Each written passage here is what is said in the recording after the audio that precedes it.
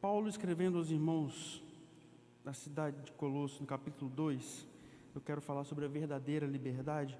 Versículo 8, ele fala o seguinte: tende cuidado para que ninguém vos faça presa sua, por meio de filosofias e vãs sutilezas, segundo a tradição dos homens, segundo os rudimentos do mundo, e não segundo Cristo. Em outra tradução, cuidado que ninguém vos venha a enredar com sua filosofia e vãs sutilezas, conforme a tradição dos homens, conforme os rudimentos do mundo, e não segundo Cristo. Amém? Irmãos, dentro desse tema, verdadeira liberdade, que eu quero meditar com vocês, na verdade eu pensei nesse tema não foi por conta dessas tradições dos homens que a gente comentou aqui, não. Foi por uma outra situação. Na semana passada, eu fui convidado a visitar uma cidade mineira chamada Brumadinho, que há quase 6 anos atrás passou por uma tragédia, e o convite que me foi feito foi exatamente para conhecer a cidade e o que foi feito após essa tragédia, que foi construído, que está sendo construído, para conhecer de perto. E eu já tinha ido a essa cidade há alguns anos atrás, porque lá tem um museu muito bonito de arte contemporânea, o Instituto Inhotim, muito bonito. E depois dessa tragédia eu não tinha ido lá mais. Mas depois que aconteceu, a tragédia que eu me refiro foi a barreira de rejeito de minério, que estourou no dia 25 de janeiro de 2019, por volta de 12h28, e que eu não tinha ido, mas eu vi muitos vídeos, assim como eu acredito que muita gente viu muitos vídeos, por trabalhar nessa empresa. De lá para cá, todas as reuniões, pelo menos nos primeiros 2 anos pós a tragédia, todas as reuniões, sem exceção, nós iniciávamos com um vídeo da barragem estourando. Todas as reuniões. E com um lema: Brumadinho nunca mais. Isso ficou muito forte na minha cabeça, apesar de eu nunca ter ido lá. E eu criei, com base no que vi de televisão, de internet, reportagens, eu criei uma realidade na minha cabeça. E por essa realidade, eu imaginava que era um município muito parecido com o cenário de pós-guerra. Todo arrasado, famílias destruídas, uma região, casas fantasmas. Eu construí isso na minha cabeça. E fui, fazer essa visita. E quando eu cheguei lá, a pessoa que me recebeu, nascida e criada na cidade, ela disse o seguinte: olha, a primeira coisa que eu quero que vocês saibam, Brumadinho não é só uma barragem. Eu falei: mas por que você está falando isso, moça? Foi terrível. Ela: não, eu sou nascida e criada aqui, mas aquilo que vocês viram na televisão, geograficamente, afetou 1% do município. O município é enorme. Eu falei: você está brincando? Não, vem cá. Aí tem um mapa, uma mesa de vidro, e realmente a parte afetada é grande. Não estou dizendo que não foi uma tragédia, e não pelo estrago apenas material, ambiental, principalmente pelas vidas que foram perdidas. Por que eu sei exatamente o dia? Primeiro, porque trabalho na empresa. Segundo, porque quando aconteceu, eu tinha um amigo trabalhando lá. E aí, quando me falaram que era, eu estava chegando do almoço, E aí, aquela apreensão, um monte de coisa acontecendo, o telefone tocando. E aí me falaram, fulano estava lá. Eu falei, mentira, estava.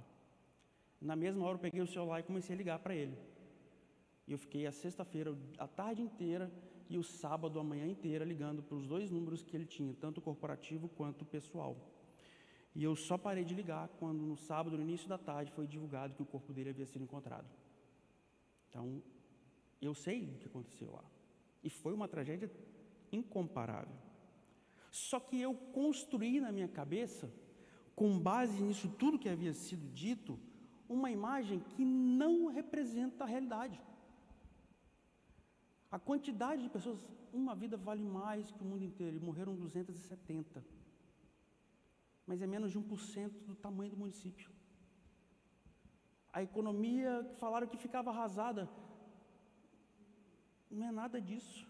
Eu estive lá e eu fiquei impressionado, eu fiquei chocado, na verdade, por eu ter me sentido enganado por mim mesmo, pela realidade paralela que eu construí na minha cabeça, com base naquilo que eu vi, ouvi e me falaram, mas eu não tinha ido à fonte buscar, eu não tinha ido lá ver, simplesmente me baseei e construí uma realidade, e eu fiquei chocado quando eu vi isso, e comecei a imaginar, meu Deus do céu, quantas outras realidades eu construí na minha cabeça, e que pode não ser realidade, pode ser completamente diferente daquilo que eu imagino, tanto para bom quanto para melhor, não sei, mas com certeza diferente. E quando eu vi, eu cheguei na mesma posição onde estava a câmera que viu a barragem estourar, e eu mudei completamente. Eu fui na mina, que tem 80 anos de operação. Eu fiquei com um sentimento de liberdade. Eu conheci a verdade. Eu, de novo, não estou diminuindo em nada o tamanho da tragédia, que foi gigante, e os bilhões que foram gastos é pouco, porque não paga e nem vai trazer de volta nenhuma das vidas que foram perdidas. Isso nem entra em questão. Mas o que me fez sentir livre foi o fato de conhecer a verdade, de entender que nada daquilo que eu tinha construído na minha cabeça não era nem perto do que de fato tinha acontecido.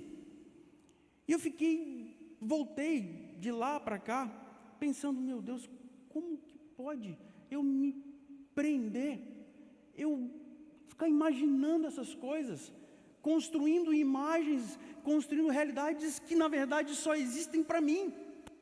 E eu lembrei de um texto que eu queria compartilhar com vocês, está lá em Gênesis, que como pode essas sutilezas, né, uma coisa parecer simples, distorcer de forma tão gritante uma verdade. Gênesis capítulo 2, versículos 15, 16 e 17. Na sequência, nós vamos ler Gênesis 3, 1, 2, 3. Olha o que diz Gênesis 2. Tomou, pois, o Senhor Deus ao homem e o colocou no jardim do Éden para o cultivar e o guardar. E o Senhor Deus lhe deu uma ordem: de toda a árvore do jardim comerás livremente, mas da árvore do conhecimento do bem e do mal não comerás, porque no dia em que dela comeres, certamente morrerás. Esta passagem é Deus falando com o homem, com Adão. Na sequência, Deus cria a Eva, e logo depois chega em Gênesis 3, que nós vamos ler. Mas a serpente, mais sagaz que todos os animais selváticos que o Senhor Deus tinha feito, disse à mulher: é assim que Deus disse: não comereis de toda a árvore do jardim? Respondeu-lhe a mulher: do fruto das árvores do jardim podemos comer, mas do fruto da árvore que está no meio do jardim, disse Deus: dele não comereis, nem tocareis nele, para que não morrais. Gênesis 3, 1, 2, 3. Por que eu lembrei desse texto? Porque aqui eu encontrei exatamente o que eu tinha vivido, por palavras, por imagens, por coisas que me falaram, eu construí uma realidade na minha cabeça, que quando eu encontrei a verdade, eu fui liberto. Aqui, que coisa interessante, que sutileza que a gente encontra aqui. Primeiro, que o diabo ele não é nem um pouco bobo, vou dizer assim. Ele conhece, ele sabe das artimanhas. Pedro, escrevendo a sua carta, a sua primeira epístola, no capítulo 5, versículo 8, ele fala o seguinte: sede sóbrios e vigilantes. O diabo, vosso adversário, anda em derredor como um leão que ruge, procurando alguém para devorar. O leão, o rei da floresta, não é o maior felino, posto ocupado pelo tigre, mas ele tem algumas características que são marcantes. Uma habilidade de caça, ele tem uma força física invejável, ele não é muito de correr, mas em tiros curtos, quando ele está à caça, ele pode chegar até 80 km por hora para caçar. E o mais interessante aqui que Pedro usa é que ele ruge, o rugido do leão é para intimidar, é para marcar território, e ele pode ser ouvido até quase 10 quilômetros de distância. Então é um animal que realmente chama atenção. Diferente do leão, o diabo ele não quer apenas assustar. Jesus ele fala que o ladrão ele vem somente para roubar, matar e destruir. Ele não quer só marcar território. Ele quer ir além, ele é mais traiçoeiro. E neste texto, usando de toda a artimanha, ele fez exatamente com palavras, ele muda o sentido das coisas e cria uma realidade paralela. Como assim? Versículo 16, capítulo 2, versículo 16. E o Senhor Deus lhe deu uma ordem. Capítulo 3, versículo 1. A serpente disse à mulher: foi assim que Deus disse? Qual a diferença aqui? Ora, com um homem, Deus deu uma ordem. Quando a serpente chega para Eva, ele não disse, foi assim que Deus ordenou? Não foi isso que ele disse. Foi assim que Deus disse? A simples mudança da expressão ordem para falar, ou uma orientação, muda completamente o sentido da coisa. E qual é a diferença entre uma simples palavra e uma ordem? Obrigatoriedade. Quando Deus fala com o homem, ele deu uma ordem, ele estava dizendo para o homem que não tinha conselho, não era opcional, não tinha opção, era uma ordenança, ele tinha que cumprir. Só que o diabo, ele sabe disso, e ele muda um pouquinho, e quando ele chega para a mulher, foi assim que Deus disse? Ou seja, foi assim que Deus sugeriu? Foi assim que Deus recomendou?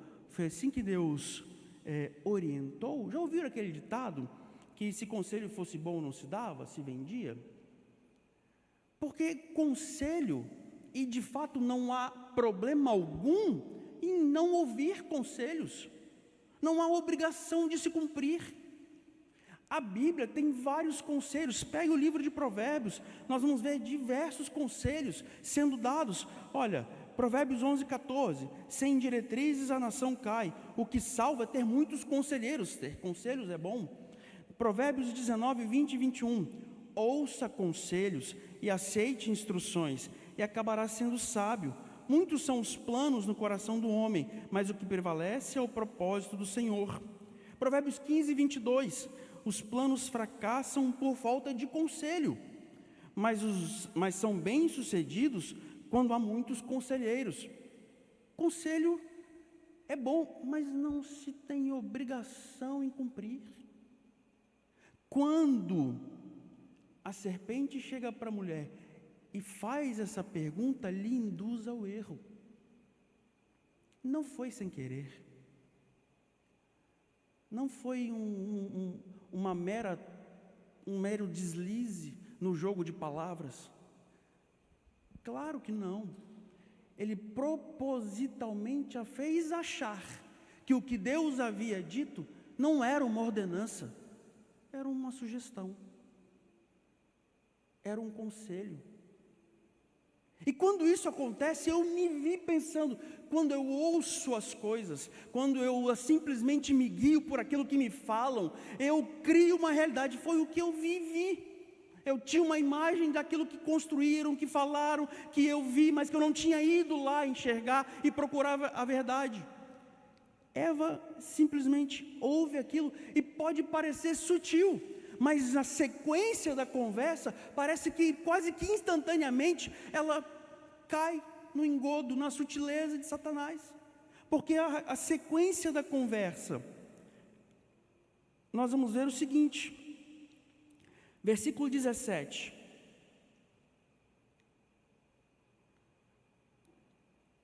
Deus falando com o homem: de toda a árvore do jardim comerás livremente, mas da árvore do conhecimento do bem e do mal não comerás.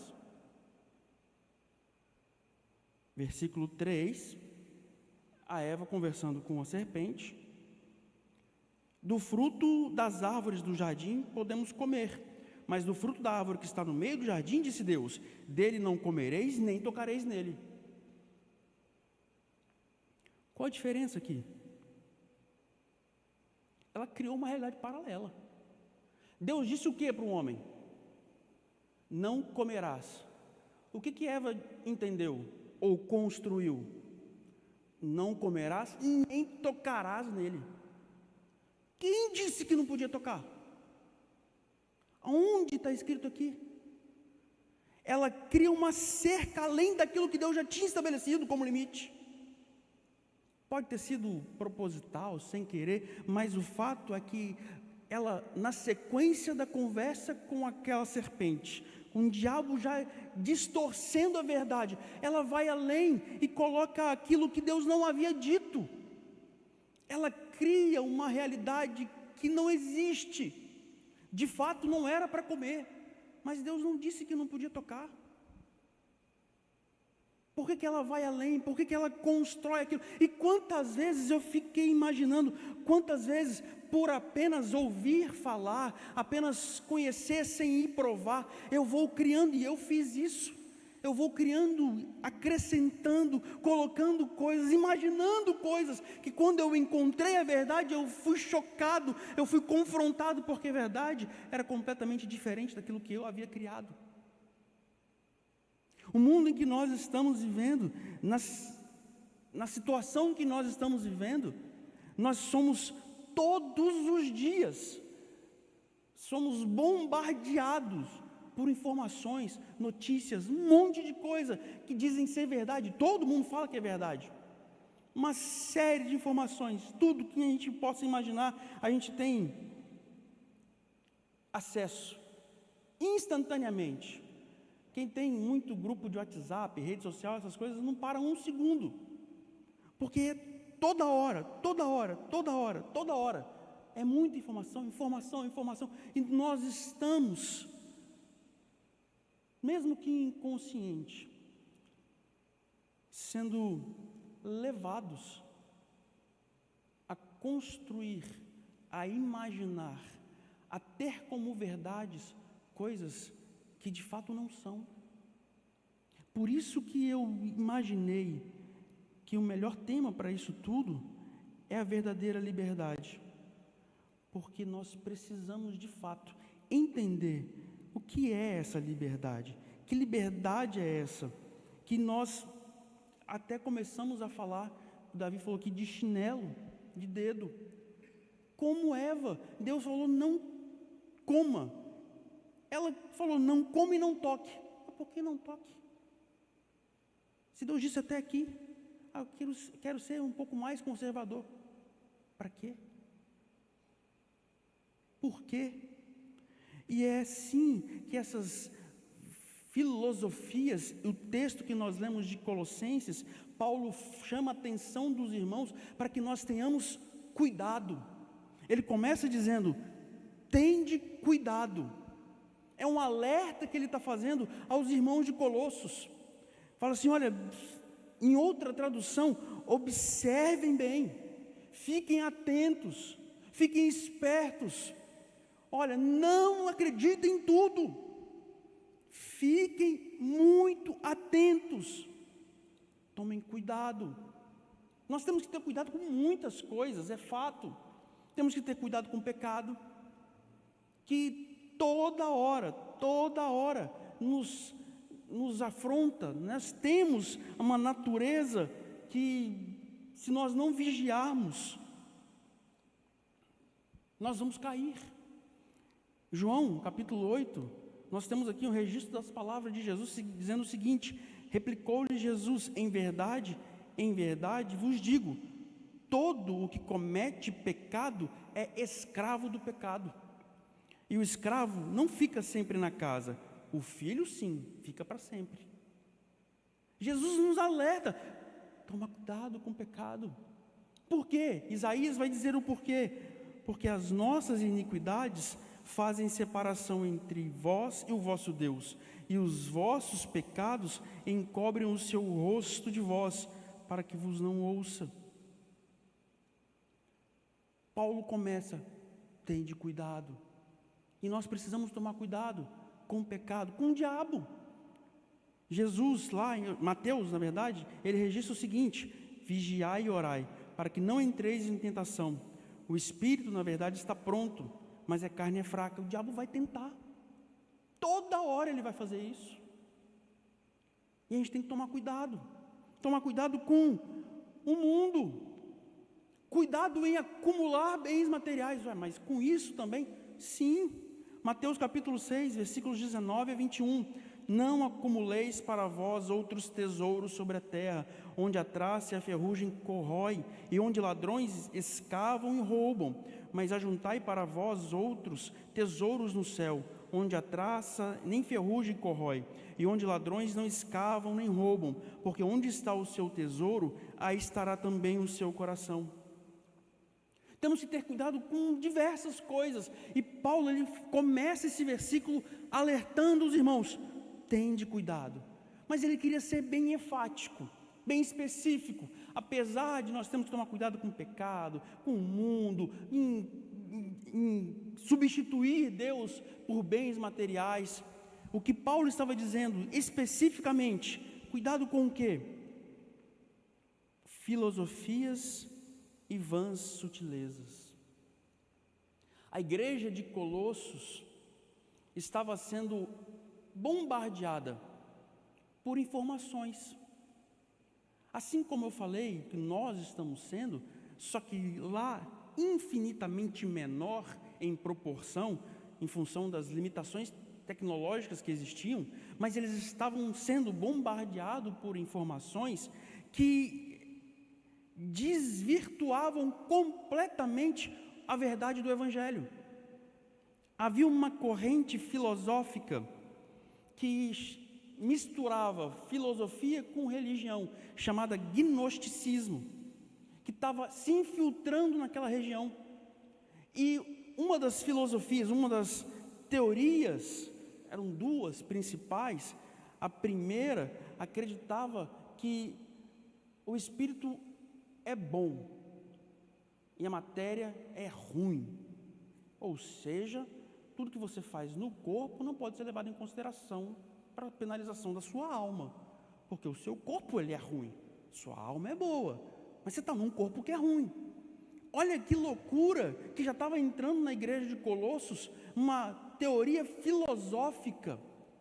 E como pode? Aí vai para a segunda teoria que essa corrente filosófica pregava, como nessa dualidade do corpo, a matéria ser ruim, o espírito ser bom, e a gente viver nessa luta, como é que eu posso ser liberto? Aí eles falavam, apenas através do conhecimento, que o conhecimento que nós era conhecer, saber. Então o gnosticismo era o estudo, o enriquecimento do saber, do conhecer, era apenas através do saber, do conhecer, é que o homem poderia ser liberto. Paulo, ouvindo isso, ele mais do que depressa, ele quer alertar os irmãos, olha, cuidado, com o quê? Com o pecado? Com o diabo? Com o mundo? Não, com filosofias e vãs sutilezas, porque lá atrás, Eva, com palavra, uma simples troca de palavra, se deixou levar, e o pecado entrou, porque ela foi ludibriada, um jogo de palavras, proposital do diabo, ela se deixou enganar. Paulo escreve aos irmãos de Colossos, tome cuidado com essas filosofias, que podem parecer simples, o corpo realmente é mau, o espírito é bom, pode parecer até fazer algum sentido, mas vai completamente contra a verdade do Evangelho, a começar, como que nós somos salvos? É pela fé, não pelo conhecimento, é pela fé em Jesus Cristo, e não por mérito nosso. Eu posso ter o maior conhecimento do mundo, eu posso ser o maior entendedor de todas as ciências, mas isso não me garante salvação. E era isso que estava sendo pregado, era isso que estava sendo levado para aquela região. Paulo fala, cuidado dessas filosofias. Qual era o perigo dessas filosofias? Que ninguém vos faça presa sua, escravos. Paulo estava alertando os irmãos de Colossos, para que eles não fossem enganados, e principalmente, para que eles não se tornassem escravos dessas mentiras, dessas filosofias, dessas vãs sutilezas, dessas verdades que são tão bonitas, mas estão recheadas de mentiras. E me parece, volto a falar, com o que eu vivi, que eu criei verdades na minha cabeça, que não existiam, que na verdade, não eram verdades. E quantas verdades nós criamos, e que por mais simples que sejam, irmãos, nos separam de Deus, roubam o nosso tempo, tiram a nossa prioridade. Existem verdades que vêm por aí, que falam que o dinheiro é tudo, e aí o homem, a mulher se mata de trabalhar, aí não tem tempo mais para nada. Na semana passada eu estava conversando com um senhor, que trabalha comigo, e ele está lá 42 anos. Há 42 anos ele trabalha lá. E esses dias, almoçando com ele, ele disse o seguinte: Daniel, eu não vi meus filhos crescerem. Ele tem um casal de filhos. Eu não vi os meus filhos crescerem. E eu fiquei pensando, não falei com ele, mas também, 42 anos trancado aqui dentro, quem te disse que isso era tudo? Mas foi a verdade que ele conheceu, foi a filosofia que colocaram, que ele aprendeu, e ele se dedicou ao máximo até hoje, e está lá, se sair, morre, se bobear. E ele não viu, e ele falou, eu não vi os meus filhos crescerem.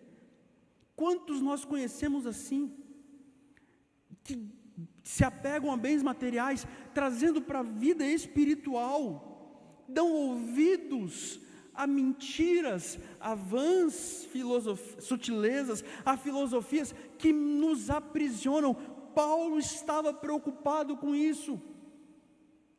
É por isso que ele faz esse alerta: tende cuidado, para que ninguém vos faça presa sua, para que ninguém vos enrede.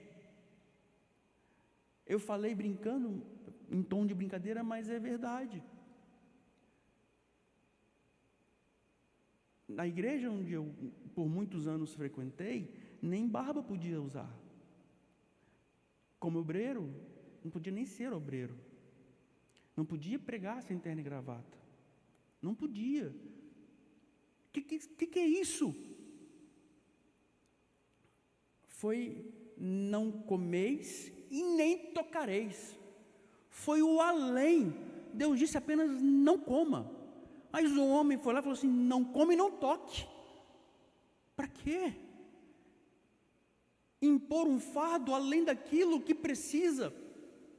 No final das contas, por inúmeras vezes, eu vi e vivi e presenciei homens que não eram dignos nem de colocar gravata, que dirá de pregar.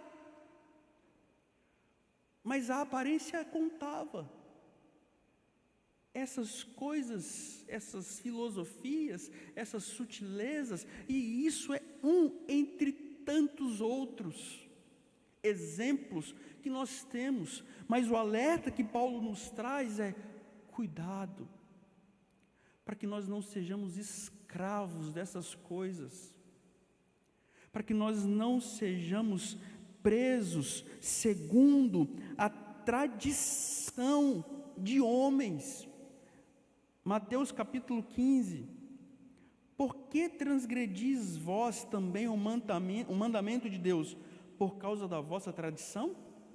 Mateus 15, 3.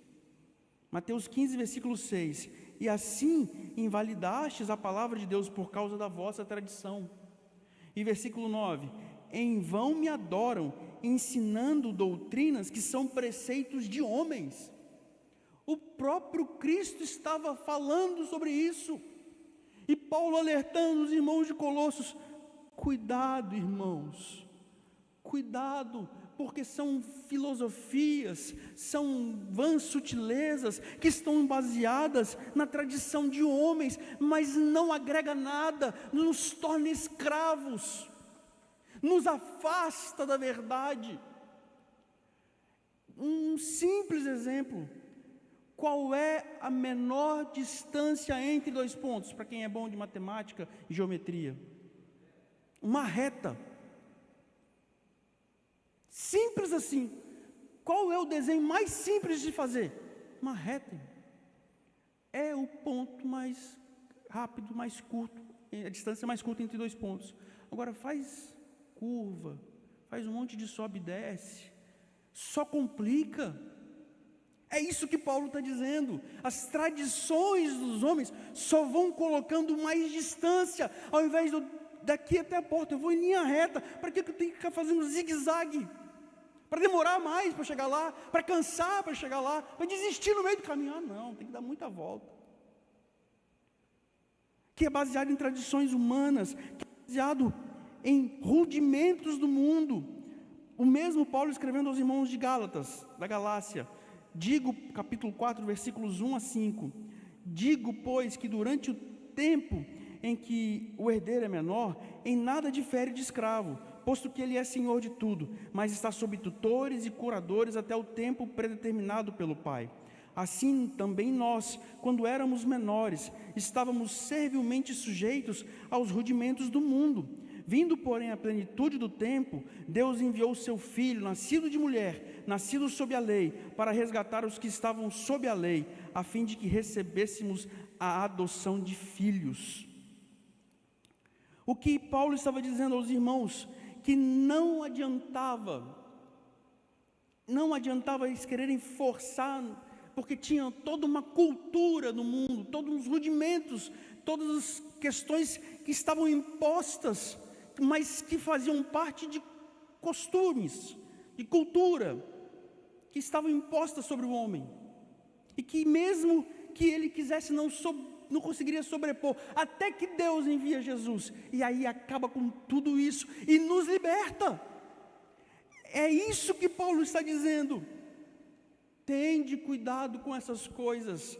A verdadeira liberdade, irmãos, não é aquilo que nós achamos. Eu achava que eu conhecia. Eu achava que eu sabia no detalhe o que tinha acontecido na tragédia. Até o dia de eu ter colocado o pé na cidade, rodado por ela e ter descoberto que eu estava completamente errado, que a realidade que eu tinha criado só existia na minha cabeça. Paulo está dizendo: cuidado, para que nós não sejamos escravos de tudo isso que nós estamos, de várias coisas que nós estamos sujeitos, que nada mais é do que tradição humana, rudimentos do mundo, e não condizem com aquilo que Cristo trouxe para nós. O que Cristo nos trouxe? Ele nos trouxe a liberdade. O que Cristo nos trouxe? Ele nos tornou livres. Nós temos liberdade de estar na presença de Deus, porque Jesus, Ele quebrou, Ele jogou por terra todas as barreiras. Podemos estar aqui de chinelo de dedo? Sim, podemos estar aqui de chinelo de dedo para adorar Ele, podemos, e muito mais. Mas como que nós vamos conhecer isso? Fazendo o básico e o simples, indo à fonte. Quer conhecer a verdade? Vai à fonte. Uma vez, um aluno do seminário me procurou e falou: professor, eu estou ficando doido. Por que você está ficando doido? Rapaz, eu estou lendo vários livros, várias coisas, e cada um fala uma coisa, e eu não sei mais o que fazer. Eu falei: é mesmo? É. Quantas vezes você leu a Bíblia? Ele: não, mas eu preciso ler o que os outros teólogos... Eu falei: não, me responde, quantas vezes você leu a Bíblia? Ele: eu li só uma vez, e depois eu fui lendo os comentários. Eu falei: então, a partir de hoje, vamos fazer o seguinte, Elian, só vai para livro teológico depois que você ouvir do autor qual é a verdade sobre o texto. Como assim? Eu falei: a palavra de Deus se entende, é igual uma arte moderna. O Museu Iotim tem um monte de arte moderna, que eu olho para elas e para mim é só rabisco, eu não entendo absolutamente nada. Eu tenho que ler na legenda para tentar imaginar se aquilo faz sentido. Algumas eu até consigo imaginar, outras ainda fico viajando. Aí eu tenho que ler. Quando não, tem um curador que me explica. Você vai lá, pergunta, ele vai te explicar. Aí eu consigo compreender. A palavra de Deus, falei com ele, é a mesma coisa. Se você não entende, chama o autor para o seu lado. É de joelho no chão, com a Bíblia, buscando do Espírito Santo, que você e eu vamos entender o que a palavra de Deus está nos dizendo. E depois que o autor te explicar, aí você vai ler teólogo A, teólogo B, teoria A, B, C, D, aí você vai ler um monte, mas só faça isso depois que o autor te explicar, depois que o Espírito Santo te fazer compreender. Leia 1, 2, 10, 20, 30 vezes, mas busque do autor. É assim que nós vamos ser libertos, buscando na fonte, indo na fonte, para que Ele nos fale, para que Ele se revele a nós, para que nós sejamos libertos por Ele, e as verdades que nós imaginamos ser verdades, caiam por terra, e nós saibamos que em muitas coisas nós estamos criando voltas, ao invés de ir simples e direto numa reta. Ele está de braços abertos, esperando para nos revelar os céus, para nos fazer livres, para sermos verdadeiramente livres. Vamos buscar na fonte, para que nós não sejamos enganados, segundo a tradição humana, os rudimentos do mundo, e consequentemente nos tornemos escravos de verdades que não existem. Amém? Eu fui liberto, pelo menos daquilo que eu imaginava. E imagino que tem várias outras coisas que eu preciso me libertar, porque eu fui criando verdades, e verdades, e verdades, mas eu tomei a decisão: eu vou na fonte. Eu vou na fonte. A partir de hoje, eu vou duvidar de tudo, até eu ir na fonte e descobrir o que de fato significa.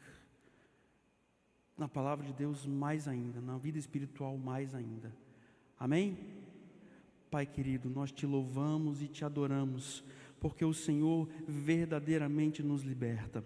Queremos ser livres de tudo aquilo que nós imaginamos ser verdade para viver a tua verdade. Queremos ser libertos de tudo aquilo que nós achamos que é possível para viver aquilo que o Senhor de fato pode fazer possível. E nós sabemos que para o Senhor tudo é possível. Ajuda-nos, ó Deus, a estar mais próximos, a ir, ó Deus, mais próximos, ir direto na fonte para ouvir e entender a tua vontade, o teu querer, aquilo que o Senhor tem a revelar para nós, que possamos cada vez mais nos aprofundar em conhecê-lo e estar próximo do Senhor, e cada dia mais vivermos uma verdadeira liberdade para a glória do teu santo nome, em nome de Jesus. Amém.